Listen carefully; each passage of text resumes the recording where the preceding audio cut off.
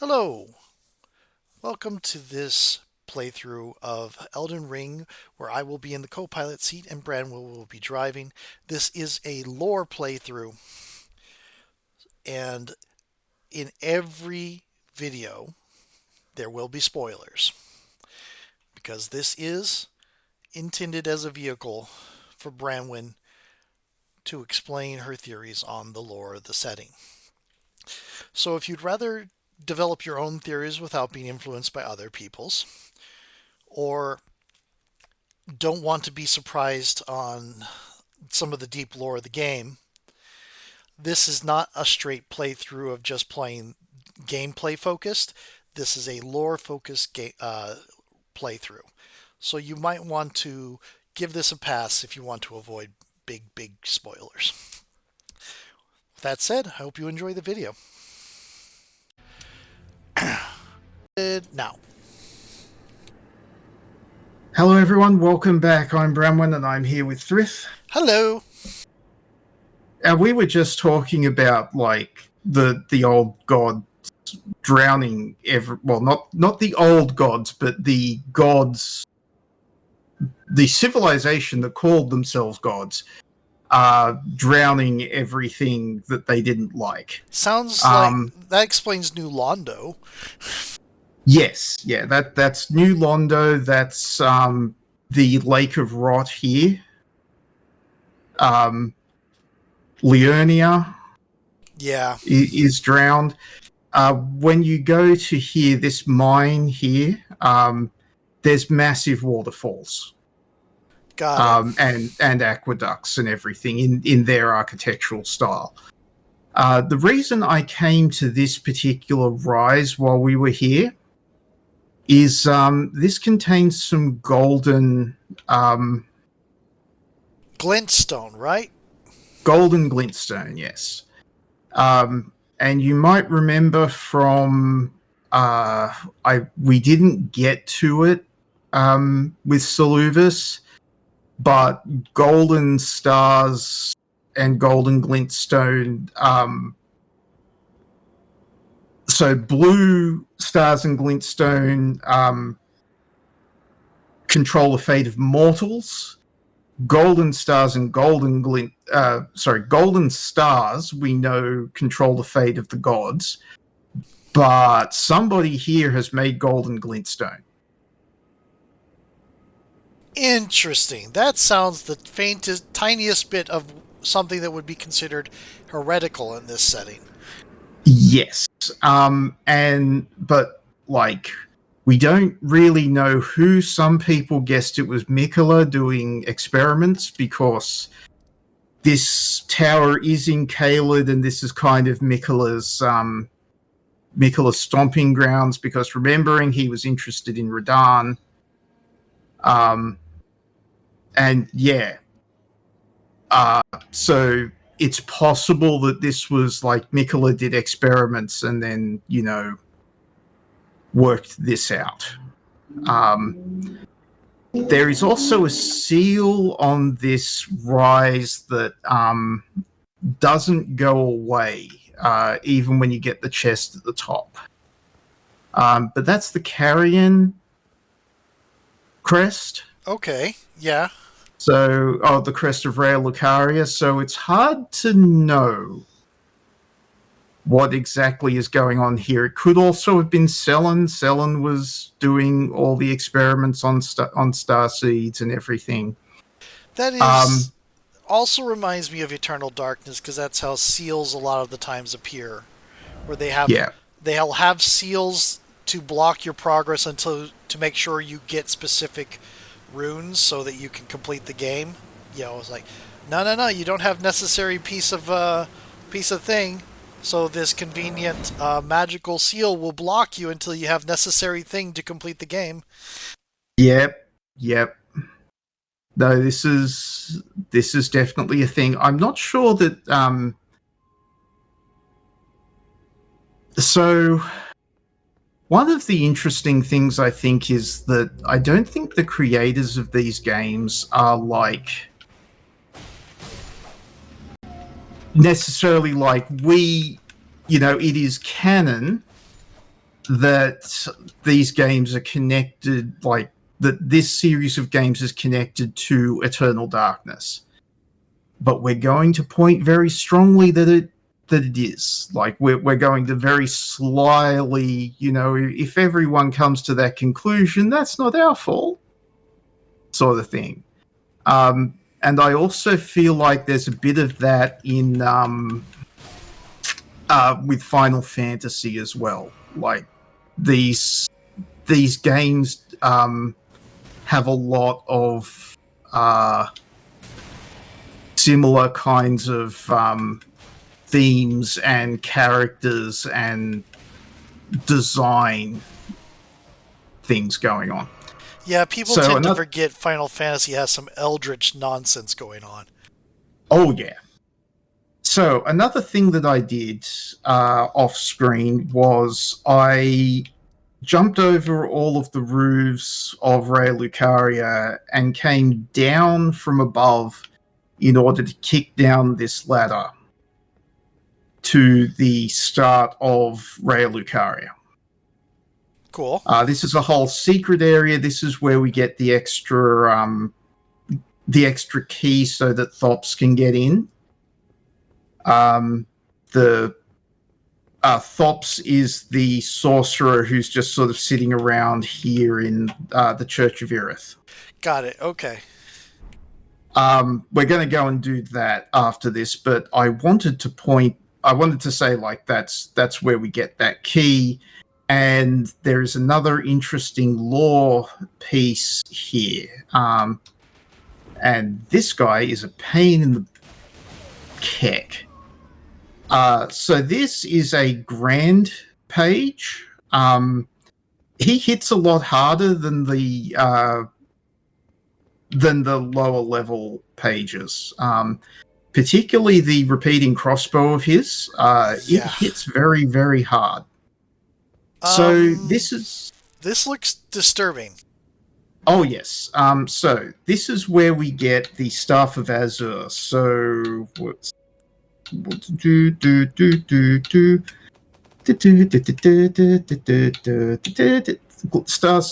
Glintstone Staff. Azure was one of the creators of the Green Conspectus. We'll meet him later. Kind of. You'll see. But yeah, like, it's a really good glintstone staff. It reduces the casting time of all sorceries. So that's really good. Most people don't use it because they prefer the other stuff. But Azure created one of the conspectuses of Raya Lucaria. Got it. Okay. Was this Azure? Probably. Actually, no. Definitely not. This was definitely not Azure. But his staff is here for some reason. Now, this is a big, like, forming sorcerer starseed, right? Yeah. What are the starseeds again, real quick? So, when sorcerers glimpse into the primeval current, this happens to them. A bunch of nearby sorcerers. So the one glimpsing into the primeval current. Yes. Okay, I'm sort of assuming here, but this seems to be what's happening. A sorcerer glimpses into the primeval current. They then cause some sort of like gravity-style phenomenon which draws the souls and bodies of surrounding sorcerers into this big mass, and they all sort of weld together into a single being. Fun. No.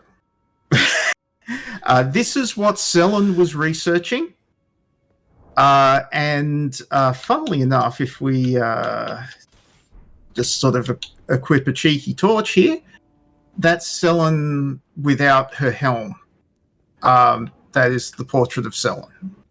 Oh, cool. She's the other sorcerer we were dealing with, other than the one that makes puppets out of people that was actually a puppet himself. Yes. who tried to take over the academy and then turned into a starseed herself. Oh. I'll take you there and remind you about that one. Oh, wait. Didn't we talk to her? Yeah, we. Oh wait, haven't we done her quest yet? Oh crap, we haven't done her quest yet. Okay, so a little bit of future knowledge here. Yeah, I'm sorry, spoilers. We'll go and do her quest in a moment. That's one of the things we need to fix up. The thing I wanted to point out here, Starseed happens here, like the Starseed, right? Yeah. Sky, starlit sky, Right. I've been noticing indoors. that. Yeah. Okay, this is the only place I know that I believe that this is telling us what happened to the people in the Eternal Cities. Oh, somebody did something stupid and this happened. Now, if we remember, sorry, I don't think I took you to see this particular place. But you remember that on these buildings, you can see it. You can see it here. See the people's forms reaching out of the buildings. Yeah. This, I think that there was a mass sacrifice where the people were like all merged together into the night sky. Sorry, they were all merged together, and their souls or whatever are forming this night sky. Oh, that's horrid. And if I'll just avoid the That's like we were talking about enemies. Final Fantasy before. That's like a Yep. very horrific version of the live stream. Yes. Yes, exactly. And it has. There are constellations like this one here. I don't know what this constellation is, but these are around. These sort of Right in the upper constel. left there, because there's the No, nebula. right. Yeah, the nebula. The Okay. nebula is what I mean. Yeah, Okay. there are constellations underground, like this one, that I don't know So maybe about. at the center of that is a star seed, is what you're saying? Yeah, possibly. I think. I don't think that's a star. No, actually, I think that the buildings are the star seed. It's a different way of doing it, where they've turned the people into the buildings, or entombed them in the walls of the buildings, or something like that, and then their souls have been their souls and their runes and everything have been sucked out, and they form the stars in the air here. So you'll also remember that we have, or rather, you may not remember, but there is a weather condition up above here where the Erd tree rains golden glints Right. across the land. Right. Yeah. And I think that's a similar thing. I think that's souls/runes falling from the tree, much like these stars. It also occurs to me, in the terms of souls and runes, now you mention it, Mm. all the souls and fog gates and stuff in Dark Souls are pale and silverish. And they're all Yes. yellow over here.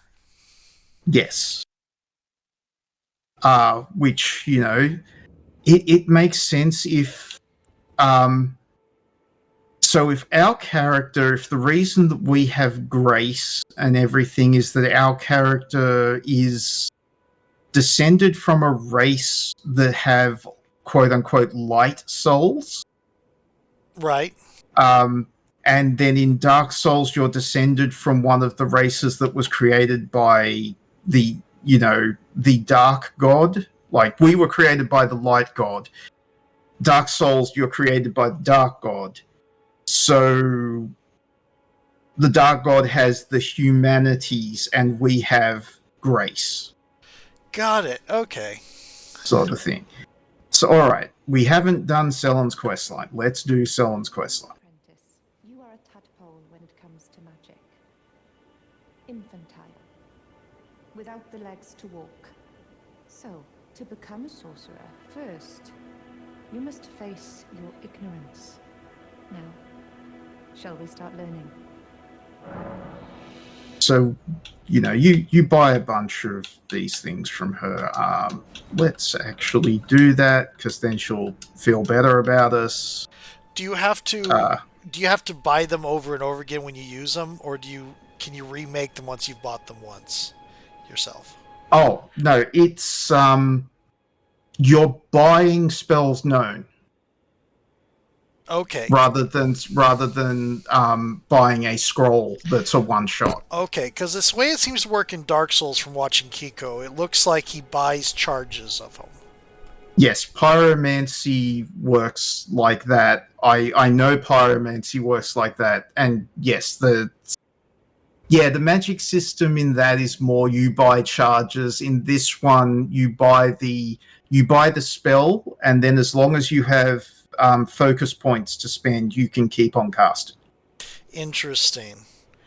So this is a lot more forgiving. Yeah. The system in Neo 2 is a little bit half and half.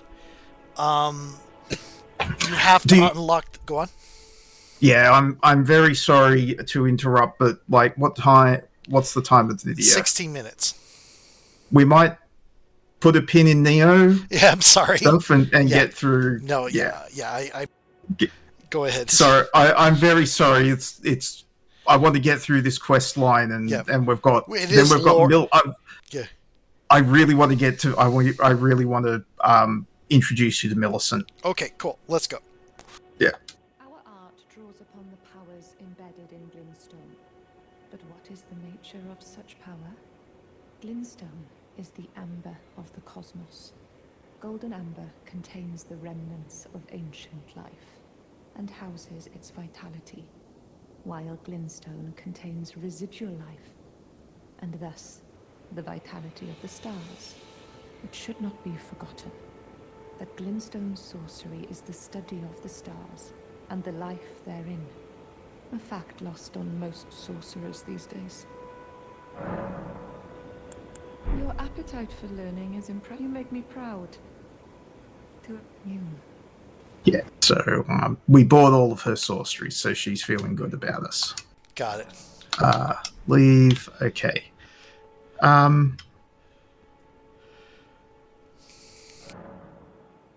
Think maybe we can continue with this. No, alright. So what have we got to do to continue her quest line?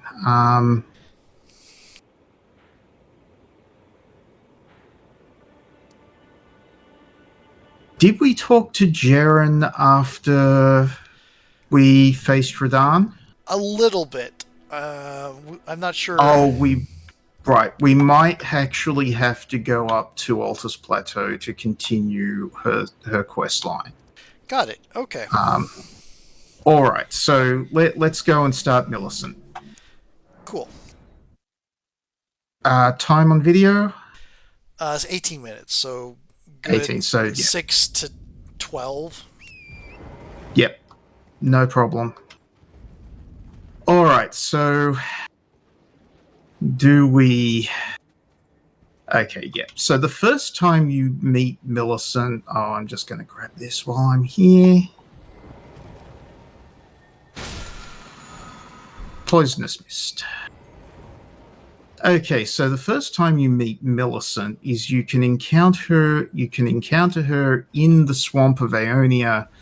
So that is where the ground zero of Millennia defeating Radahn. was Got it. Okay. with the Scarlet Rot. Yeah. Oh, okay. We get off our horse. I didn't want to get off my horse in the middle of the thing, but we're being invaded, so we can't use. Yeah. So we're invaded by Millicent. We've got to look out for her. I was about to double check. Wait, invaded? Aren't we offline? And then it was like, oh, it's got to be an NPC. Yeah, it's an NPC. So yes, this is Millicent. So I don't know how she comes to be here, but if you are less leveled than we are, she can be a pain in the butt.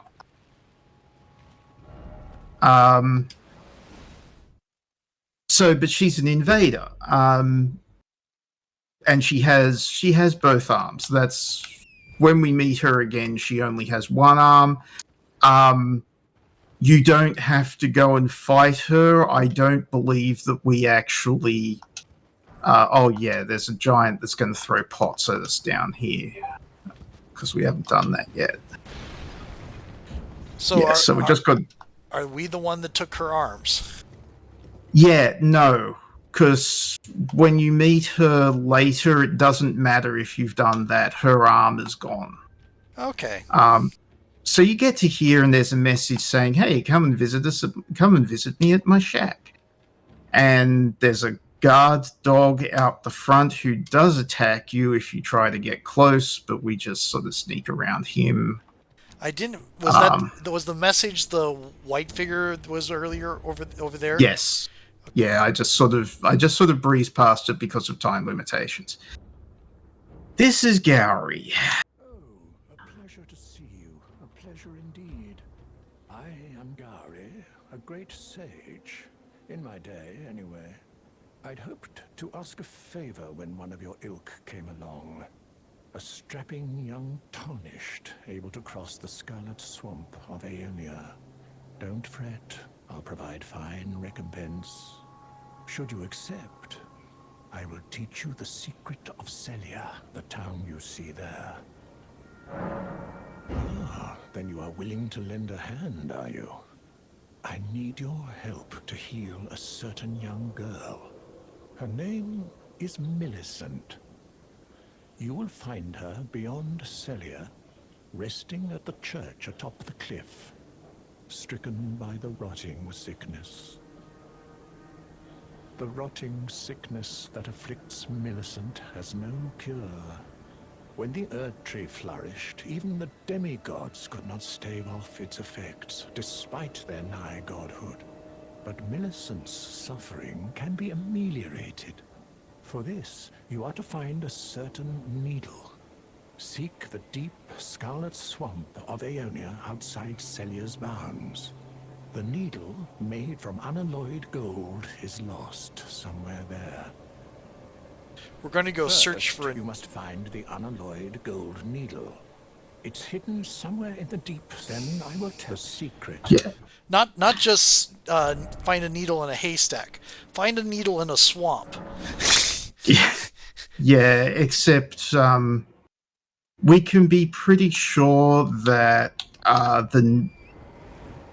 So if you pay attention to all of the things, you can pretty much work out that the needle would have to be at ground zero of the bioweapon that went off in the middle of the swamp that created it. By which you mean Melania losing control. Yes, because the golden needle was in her. It was the thing that. So Mikola created the golden needle in an attempt to save his sister. And yeah, where there's supposed to be a summoning sign here. Where's the...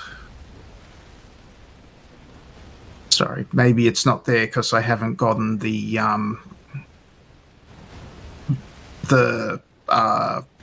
summoning pool. I'll have to find that.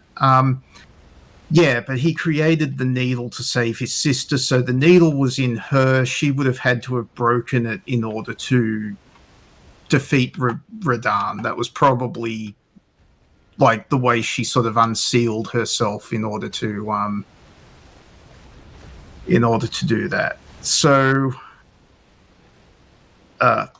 there's usually a summon sign here. Oh, there it is. That's why I didn't go far enough.